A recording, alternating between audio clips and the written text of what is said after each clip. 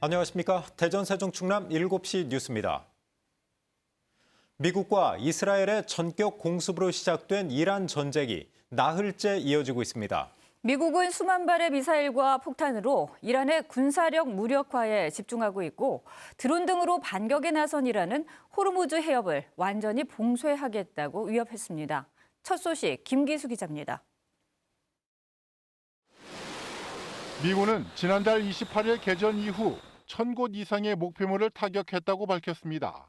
댄 케인 미 합참의장은 육상과 해상, 공중에서 수만 발의 미사일과 폭탄을 쏟아부은 전 영역에 걸친 압도적 공격이었다고 설명했습니다. Disrupt, degrade, deny, and destroy Iran's ability to conduct and sustain combat operations. 해상에서도 미국의 공격은 이어지고 있습니다. 미 중부사령부는 오만만에 있던 이란 함정 11척을 격침했다고 발표했습니다. 중부사령부는 이제 오만만에 이란의 함정은 없다며 이란이 오만만에서 수십 년간 국제 해운을 공격해오던 시대는 끝났다고 선언했습니다. 이스라엘은 이란의 대리 세력인 레바논 무장정파 헤즈볼라의 지휘소와 무기 저장 시설을 타격했습니다. 이란 역시 이스라엘 텔아비브 등을 겨냥해 또다시 탄도미사일을 날리며 반격했습니다. 이란은 걸프 지역 미국 동맹국들에 대한 공격도 강화하고 있습니다. 미군 시설뿐만 아니라 공항이나 호텔 등 민간 시설까지 공격받자 사우디아라비아, 아랍에미리트 등 걸프 협력회의 6개 나라는 이란에 대한 군사적 대응도 고려하고 있는 걸로 전해졌습니다. 이와 함께 이란은 단 한 방울의 석유도 빠져나가게 하지 않겠다며 호르무즈 해협을 폐쇄하겠다고 위협했습니다. 전 세계 해상 원유 수송량의 약 20%가 통과하는 호르무즈 해협이 봉쇄되면 국제 유가 급등은 불가피합니다. 한편 이번 충돌로 이란에서만 500명 이상이 숨졌고 미군은 6명이 사망한 걸로 집계됐습니다. KBS 뉴스 김기수입니다. 중동의 에너지 요충지인 걸프 지역 에너지 시설들이 이란의 공격을 받아 가동을 중단했습니다. 걸프 국가들이 군사 행동을 거론하며 반발하자 이란은 미국 시설을 겨냥한 거라고 한 발 물러났습니다. 두바이 김계영 특파원이 보도합니다. 카타르가 세계 최대 LNG 시설의 가동을 중단했다고 밝혔습니다. 국영기업 카타르 에너지에 따르면 세계 최대 LNG 수출 단지 라스라판이 현지 시각 어제 이란 드론의 공격을 받아 액화 천연가스 생산이 중단됐습니다. 카타르는 전 세계 LNG 공급의 20%를 차지하는데 한국을 포함한 아시아와 유럽 국가들이 주요 수입국입니다. 사우디아라비아도 정유시설 가동을 중단했습니다. 동부해안 라스 타누라에 있는 사우디 최대 정유시설로 접근한 이란 드론을 요격하는 과정에서 불이 나 정유시설이 가동을 중단했습니다. 이 시설은 하루 55만 배럴의 처리 능력을 갖췄습니다. 연쇄 공격의 여파로 국제 원유 가격과 LNG 가격이 폭등하는 등 시장이 요동쳤습니다. 지난달 28일 전쟁 발발 이후 이란의 집중 공격을 받고 있는 GCC, 즉 걸프 협력회의 국가들은 지난 1일 이란을 강력히 비난하면서 군사적 대응에 나설 수 있다고 경고했습니다. 아랍에미리트는 지난 4월간 600개가 넘는 미사일과 드론 공격을 받아 3명이 숨지고 58명이 다쳤습니다. 이란은 걸프 지역 에너지 시설을 노린 게 아니라고 해명하면서도 미국과 이스라엘의 자산은 어디든 공격 목표라고 강조했습니다. 한편 쿠웨이트에서 작전 중이던 미군 F-15 전투기 세대가 쿠웨이트군의 오발로 추락했습니다. 조종사를 포함해 탑승자 6명은 모두 안전하게 비상탈출했으며 양호한 상태라고 미군 측은 설명했습니다.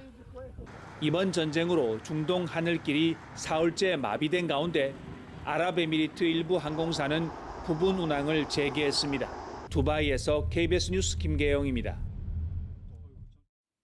트럼프 미국 대통령이 이란에 대한 군사작전과 관련해 시간이 얼마나 걸리든 상관없다면서 장기화 가능성을 내비쳤습니다. 필요하다면 지상군을 투입할 수 있다고도 밝혔습니다. 워싱턴 김지숙 특파원입니다. 이란 공격 개시 이후 처음으로 공개석상에 등장한 트럼프 대통령. 먼저 이란의 핵 프로그램과 탄도미사일 전력이 미국 본토를 위협하기 직전이었다며 이번 작전의 배경을 다시 한번 설명했습니다. We warned Iran not to make any attempt to rebuild at a different location because they were unable to use the ones that we so powerfully blew up. But they ignored those warnings and refused to cease their pursuit of nuclear weapons. 이란의 미사일 능력 파괴와 해군력 제압, 핵무기 보유 차단 등 4가지 목표도 언급했습니다. 특히 시간이 얼마나 걸리든 상관없다면서 경우에 따라 장기전까지 염두에 두고 있음을 드러냈습니다. From the beginning, we projected 4 to 5 weeks, but we have capability to go far longer than that. We'll do it. 뉴욕 포스트와의 인터뷰에선 지상군 투입 가능성까지 시사했습니다. 트럼프 대통령은 모든 대통령이 지상군은 투입되지 않을 것이다라고 말해왔지만 자신은 지상군 투입에 대해 두려움을 느끼지 않는다며 필요하다면 투입할 수도 있다고 밝혔습니다. 미국인 대다수가 이란 공습에 반대한다는 여론조사 결과에 대해서도 자신은 옳은 일을 해야 한다고 잘라 말했습니다. 여론조사가 중요한 게 아니라며 미치광이들이 통치해온 이란이 핵무기를 보유하도록 방치할 순 없다고 강조했습니다. 미 국방부도 이번 작전의 초기 성과를 설명하며 이란 내 1,000개 이상의 목표물을 타격했다고 밝혔습니다. 트럼프 대통령은 큰 파도는 아직 일어나지도 않았다면서 더 강력한 공세에 나설 수 있다고 경고했습니다.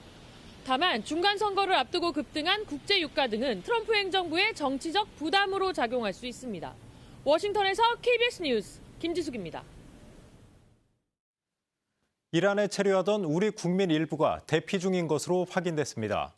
군과 경찰, 국정원은 상황을 주시하면서 정부가 요청하면 군 수송기나 신속 대응팀을 즉각 투입할 방침입니다. 윤진 기자가 보도합니다.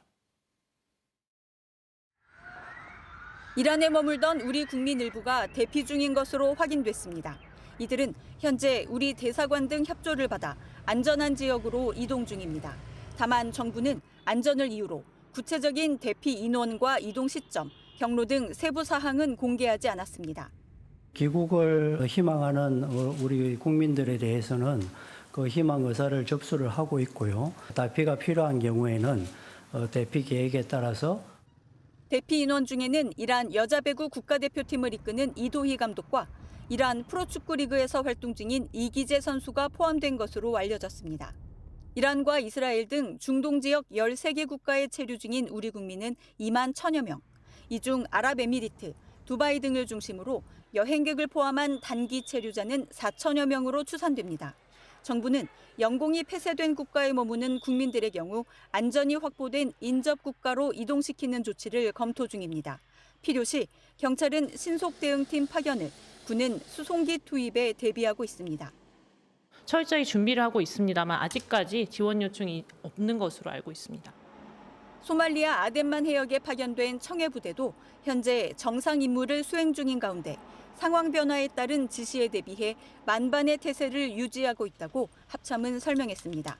국정원은 테러 단체들이 중동의 혼란을 계기로 테러를 기도할 수 있다며 국내외 테러 위협 진단과 차단 활동을 강화했습니다.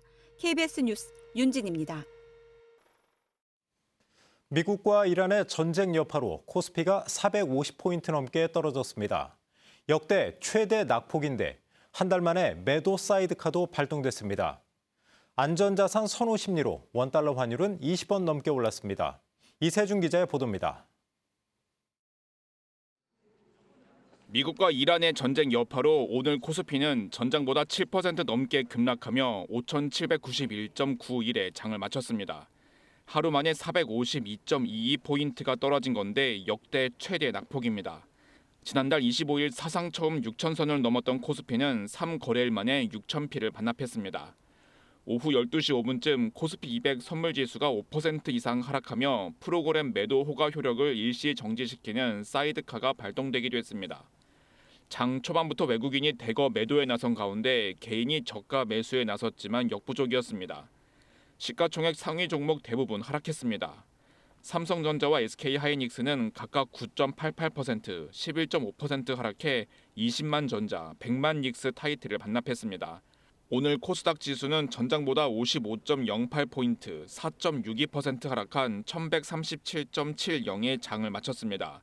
안전자산 선호 심리가 확산하며 달러 대비 원화 환율도 급등했습니다.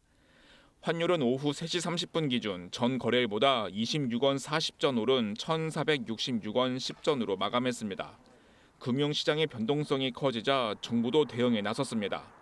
재정경제부는 관계기관 합동 비상대응반 회의를 열고 중동 상황과 국내외 금융시장 영향 등을 논의했습니다.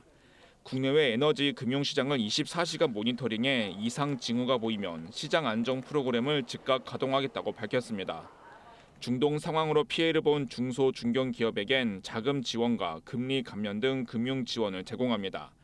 또 투자자들의 불안 심리에 편승한 가짜뉴스 유포 등 불공정 행위에 대해서는 무관용 원칙으로 엄단할 방침이라고 밝혔습니다. KBS 뉴스 이세중입니다.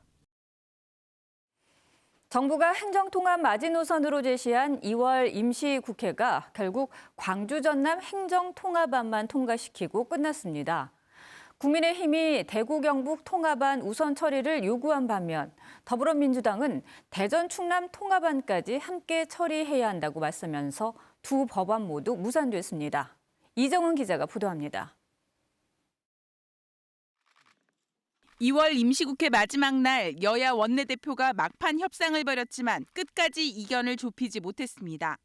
뒤늦게 TK 통합 찬성을 당론으로 정한 국민의힘이 대구 경북을 먼저 처리하자고 제안했지만 오늘 중에 이 법이 통과되지 않는다면 사실상 대구 경북 행정통합은 무산되는 거나 마찬가지이고 더불어민주당은 통합 의미를 살리기 위해선 대전 충남도 함께 통합해야 한다고 압박했습니다.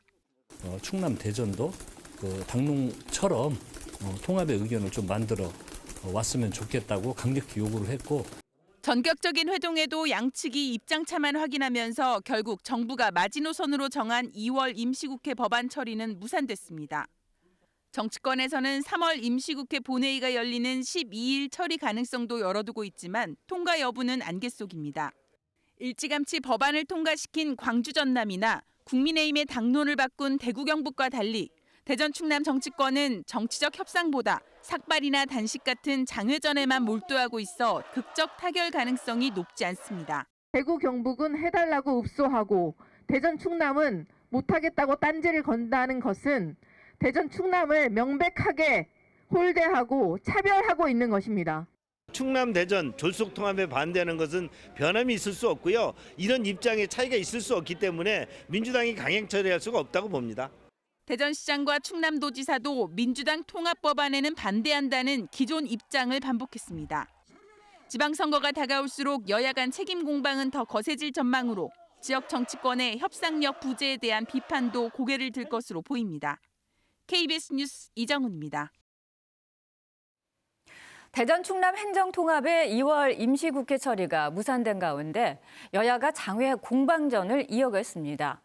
이장우 대전시장은 KBS 라디오에 출연해 정부의 20조 재정 지원은 국무총리 발표만 있을 뿐 법안에는 이를 준다는 근거가 없다고 비판했습니다. 김태흠 충남지사는 통합의 시계는 계속 가야 한다면서도 정부 여당은 원래부터 광주 전남만 통합해주려 했다고 주장했습니다. 더불어민주당 박범계 의원은 이에 대해 정부를 못 믿는다는 발언은 정치투쟁적인 발상으로 대전시장과 충남지사가 선거용 카드로 시도민을 우롱하고 있다고 비판한 뒤 3월 임시국회 통과도 늦지 않은 만큼 행정통합에 적극 협조하라고 요구했습니다. 2월 임시국회 마지막 날인 오늘도 필리버스터 전국 후폭풍이 이어졌습니다. 이른바 개혁법안 강행 처리에 국민의힘은 장외투쟁에 나섰는데 민주당은 3월 국회에서도 법안 처리를 이어가겠다고 밝혔습니다. 원동희 기자입니다. 2월 국회에서 강행 처리된 이른바 사법개혁 3법은 이재명 장기 독재의 신호탄이라고 국민의힘은 주장했습니다. 이재명 대통령이 거부권을 행사해야 한다면서 국회에서 청와대까지 법안의 부당성을 알리는 행진을 벌였습니다. 장기 독재의 꿈을 버리고 헌정 질서를 수호하기 위해 사법 파괴 3법에 대해서 거부권을 행사해야 할 것입니다. 민주당은 이런 장외투쟁이 내부 갈등 수습 목적에 이른바 윤어게인 세력을 향한 꼬리 흔들기일 뿐이라 비판했습니다. 국익을 내팽개치고 국회를 마비시킨 채 극우의 품으로 달려가는 야당은 더 이상 공당이라 불릴 자격도 없습니다. 5일 시작되는 3월 임시국회에서도 민생개혁법안 처리에 집중하겠다고 민주당은 밝혔습니다. 2월 국회 처리가 어려워진 행정통합법안을 둘러싸고도 여야는 상대 탓을 했습니다. 국민의힘은 민주당이 대구 경북 행정통합법 처리에 미온적이라고 했습니다. 지역을 갈라치게 하면서 통합법 통과를 가로막고 있는 게 누구입니까? 바로 다수당인 더불어민주당입니다. 민주당은 찬성과 반대를 오락가락한 게 누구냐며 대구 경북의 충남 대전까지 통합을 합의해오면 바로 처리할 거라고 맞받았습니다.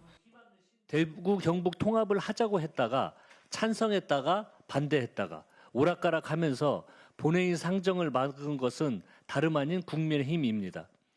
이 같은 행정통합법안에 대미투자 특별법까지 3월 국회 초반은 2월 국회가 남긴 숙제를 처리하는 게 쟁점이 될 걸로 보입니다. KBS 뉴스 원동입니다. 싱가포르 국빈 방문을 마친 이재명 대통령이 오늘 오후 필리핀에 도착해 공식 일정에 돌입했습니다. 이 대통령은 마르코스 주니어 필리핀 대통령과 정상회담을 진행하고 있습니다. 수교 77주년을 맞아 양국의 협력 분야를 확대하는 방안이 논의될 것으로 전망됩니다. 손서영 기자의 보도입니다. 국빈 방문한 이재명 대통령과 김혜경 여사를 필리핀 마르코스 대통령 내외가 직접 맞이합니다. 이 대통령은 올해 첫 필리핀을 찾은 국빈. 예포 21발을 발사하며 최고 수준의 의전을 보였습니다. 의장대 사열을 받으며 두 정상이 이동하고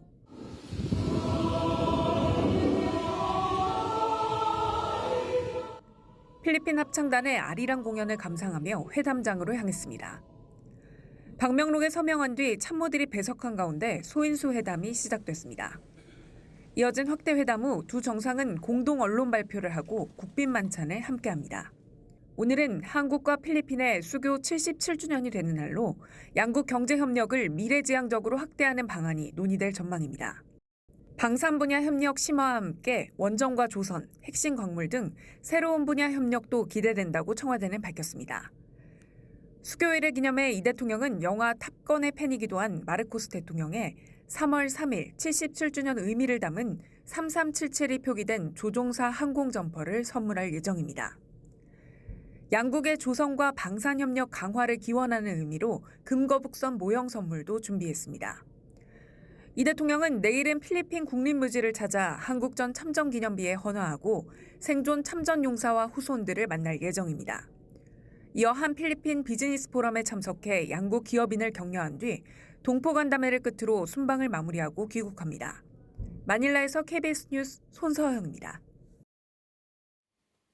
태안에선 최근 유일한 예식장이 예식 서비스를 중단해 태안 지역 주민들은 이제 고향에서 결혼식도 올리지 못하게 됐습니다. 인구 절벽이 임계점을 넘어서면서 민간 공백을 어떻게 메워야 할지 고민이 깊어지고 있습니다. 보도에 한솔 기자입니다.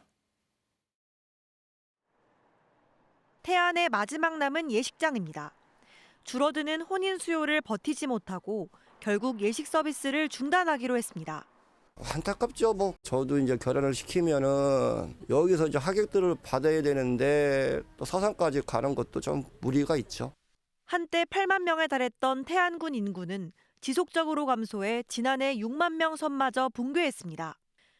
여기에 65세 이상 인구 비율이 38%에 달하는 등 고령화가 빠르게 진행되면서 결혼과 출산, 양육과 연관된 시설부터 직격탄을 맞고 있습니다.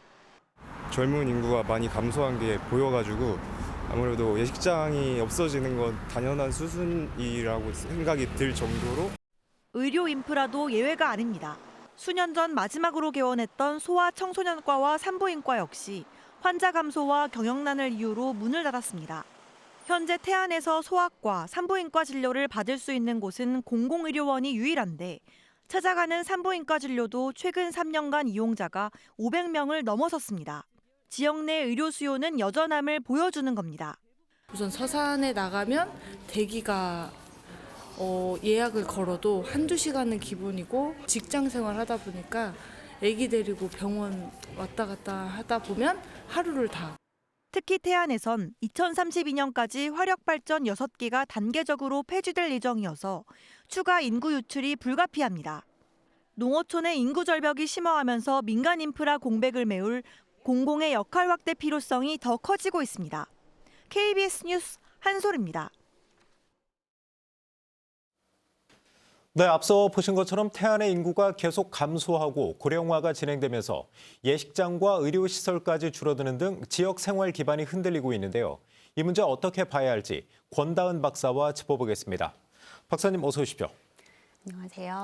자, 박사님, 최근에 그 태안의 유일한 예식장이 이제 예식 서비스를 좀 중단했다고 합니다. 이제 태안에서는 결혼식도 못 올리게 된 거잖아요. 아무래도 혼인율 감소, 또 청년 인구 감소의 결과로 봐야겠죠?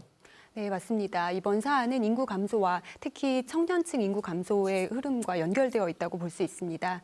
다만 이것이 단기간에 갑자기 나타난 것은 아니고요. 네. 오랜 기간 축적되어 온 인구 구조의 영향이 지역 단위에서 가시화된 결과로 보면 됩니다. 출생아 수 감소로 청년층 규모가 줄어들고 있고요. 여기에 혼인율 하락도 더해지면서 결혼 수요 자체가 크게 축소된 것이 구조적인 배경입니다. 다만 인구학적으로 볼 때 중요한 점은 이러한 인구 감소의 영향이 모든 지역에 동일하게 나타나지 않는다는 점입니다. 네. 청년 인구 유출이 빠르게 진행된 지역일수록 혼인 건수 감소가 더 크게 나타나고 그 결과 예식장과 같은 서비스업이 먼저 영향을 받게 됩니다. 네. 결국 인구 문제는 단순한 수치 감소의 문제가 아니라 지역 간 체감 속도와 충격 강도의 차이, 즉 격차의 문제이기도 합니다. 따라서 이번 예식장 서비스 중단을 단순한 업종 침체로만 볼 것이 아니라 인구 구조 변화 속에서 지역의 생활 서비스 기능을 어떻게 유지할 것인가의 문제로 접근할 필요가 있습니다. 정책의 역할은 이러한 인구 변동 과정에서 특정 지역에 집중되는 그 충격을 완화하고 생활 기반이 급격히 약화되지 않도록 대응 체계를 마련하는 데 있습니다. 그 예식장뿐만이 아니고요. 그 전에 이제 산부인과, 소아과 같은 것도 이미 급격히 좀 줄어들고 있잖아요. 이런 필수 시설들이 계속 줄어들면 인구 유출은 더 빨라지는 거 아닌가요? 네, 맞습니다. 이러한 생활 인프라 기반과 주민 인구 유입 유출은 아주 밀접하게 연관이 되어 있어서 선순환 구조로 또는 악순환 구조로 연결될 수 있습니다. 네. 다만 우리가 생각해야 될 점은 이 질문에서 핵심은 이제 살기 어려운 지역, 살기 좋은 지역이 그렇죠. 어떤 것인가에 있는 것 같습니다. 네네. 이 삶의 질이 누구의 입장에서 좋은 것인가에 따라 다를 것인데요. 예를 들어 학령기 자녀가 있는 가구에서는 교육 인프라가 중요한 관건이 될 그렇죠. 것이고요. 고령층에게는 의료복지 접근성이 핵심이 될 것입니다. 청년층에게는 일자리와 문화 여가 환경이 중요합니다. 즉 정주 여건은 세대별로 다르게 구성이 됩니다. 네. 따라서 현재 지역의 인구 구조를 고려해서 주민들이 체감하는 삶의 질을 높이는 방향으로 전략적으로 접근할 필요가 있습니다. 그 태안 같은 경우는요, 좀 특수성이 있어요. 이제 화력발전소가 단기적으로 앞으로 폐쇄되기 때문에 산업 기반이 좀 약해져서 이제 일자리가 줄어들 가능성이 커요. 게다가 이제 고령 인구 비중도 상당히 좀 높은 상황인데요. 이런 경우에는 좀 대응책은 어떤 게 있을까요? 네, 태안의 경우에는 이제 화력발전소의 단계적 폐쇄와 함께 그렇죠. 고령화가 진행되고 있어서 네. 산업 구조와 인구 구조의 변화가 중첩되고 있는 그런 대표적인 구조 전환의 지역입니다. 이 경우에는 이제 기후 정책이 단순한 환경 정책이 아니라 이렇게 지역 산업 구조와 고용, 인구 문제와 직결된 정책이기 때문에 사후 대응보다는 사전적 준비가 더 중요한 지역이라고 볼 수 있습니다. 네. 정책을 추진하는 과정에서 다양한 분야 의견을 충분히 수렴하고 지역에 미칠 영향을 면밀히 점검하는 절차가 무엇보다 중요합니다. 태안의 경우는 이미 화력발전소의 단계적 폐쇄가 이미 진행되고 있고 그 영향을 직접적으로 받고 있기 때문에 지금은 구체적인 실행 전략이 필요한 단계입니다. 대체산업 유치나 전환 노동자 재교육, 고령 친화 산업 육성 등을 포함한 종합적인 전환 전략이 추진되어야 합니다. 네.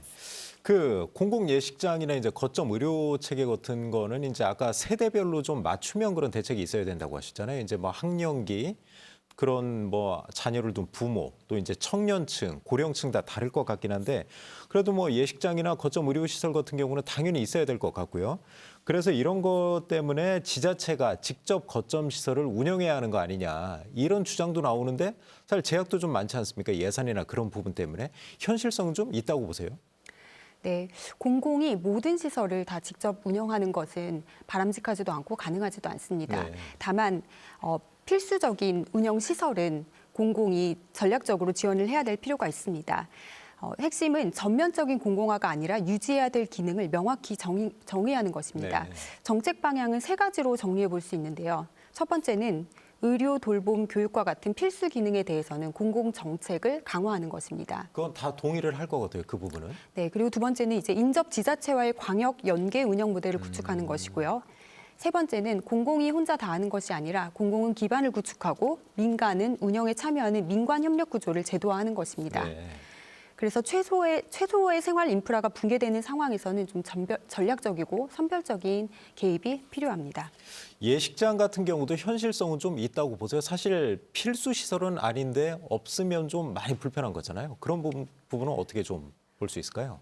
예식장 같은 경우는 좀 광역 지자체와의 연계 운영 모델이 적합하다고 봅니다. 왜냐하면 이거는 공공이 개입한다고 해서 사실은 청년들의 선택 문제도 있기 때문에 무조건 시설을 운영하는 것의 문제가 아니라 그 지역의 수요를 파악하는 것도 중요하기 때문입니다. 네, 알겠습니다. 오늘 말씀 여기까지 듣겠습니다. 고맙습니다. 네, 감사합니다.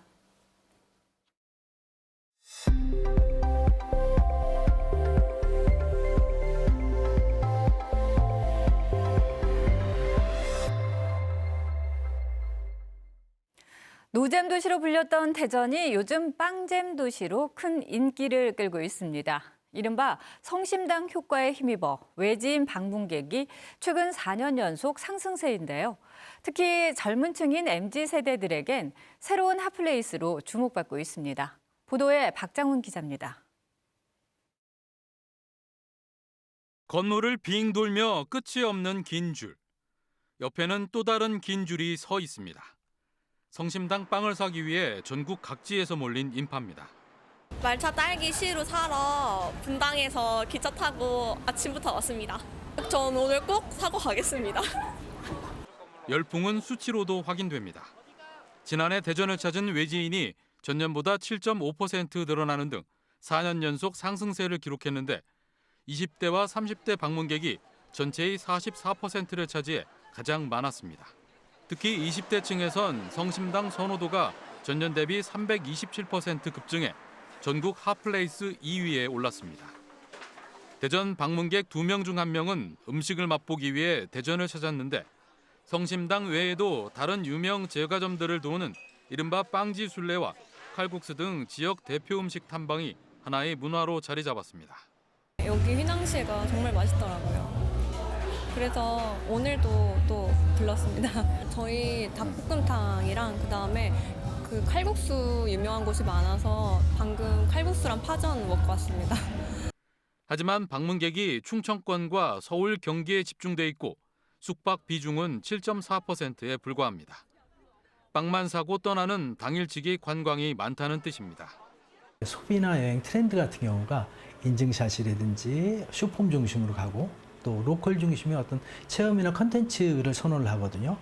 때문에 원도심을 중심으로 감성적인 즐길거리를 마련하는 등 체류형 유치 전략을 강화해야 한다는 지적입니다. KBS 뉴스 박장훈입니다. 전지 훈련 중인 한화 이글스의 가장 큰 화두 가운데 하나는 1번 타자와 중견수 찾기입니다. 두 가지 난제를 한 번에 해결할 핵심 퍼즐로 주목받는 게 바로 고졸 신인 오재원인데요. 김경문 감독의 생각은 어떨까요? 박연성 기자가 만나봤습니다. 한화의 차세대 리드오프로 주목받는 오재원이 유격수 옆 중전 안타를 때립니다.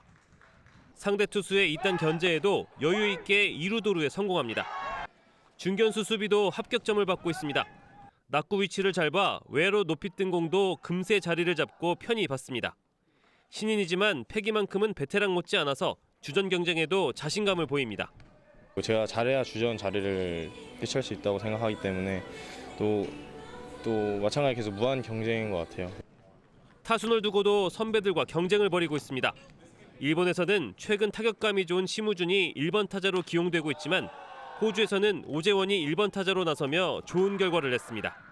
아직 보완해야 할 점이 좀 많은 것 같은데 타격 쪽에서도 아직 제 스윙을 가져간 것도 많이 없기도 하고 좀 그런 부분에서 좀 더 이제 한국 가서도 더 연습하고 싶고. 신인 선수에게 엄격한 거로 알려진 김경문 감독도 오재원의 가능성에 대해서는 곧잘 긍정적인 평가를 내놓습니다. 좋은 베이스 러닝, 그다음에 또 수비도 굉장히 잘하고요. 지금 뭐 1번 타자로서 이원석 선수도 또 이제 조금 있으면 돌아와서 또 같이 경쟁을 시키면서 또 심우준 선수 이렇게 1번 타자를 좀 테스트하면서. 다만 최인호와 이진영 등 교체로 나오는 선수들도 나올 때마다 좋은 모습을 보여 주전 중견수와 1번 타자는 이달 중순 시작되는 시범 경기까지 치른 이후에야 확정될 거로 보입니다. 신인 오재원의 당찬 도전 속에 누가 한화의 중견수 자리를 차지할지 관심이 커지고 있습니다. 일본 오키나와에서 KBS 뉴스 박연산입니다. 대전 도시철도 2호선 트램 공사가 이달부터 본선 14개 전 구간으로 확대됩니다. 대전시는 트램 14개 공구 가운데 아직 착공하지 않은 5개 공구가 이달부터 본 공사에 들어간다고 밝혔습니다. 이에 따라 정부 청사와 진장, 가양 내거리 등 주요 지점의 차로가 부분 통제되거나 축소 운영돼 출퇴근 시간 교통난이 심화될 것으로 우려됩니다. 대전시는 교통 혼잡을 줄이기 위해 버스 전용 차로의 운영을 일부 축소하고 공사로 인한 도로 점유를 최소화할 방침입니다.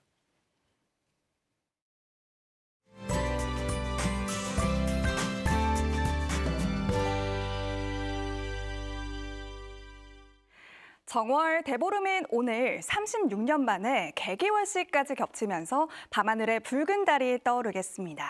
개기월식은 지구 그림자에 완전히 가려진 달이 어둡고 붉게 보이는 현상을 말하는데요.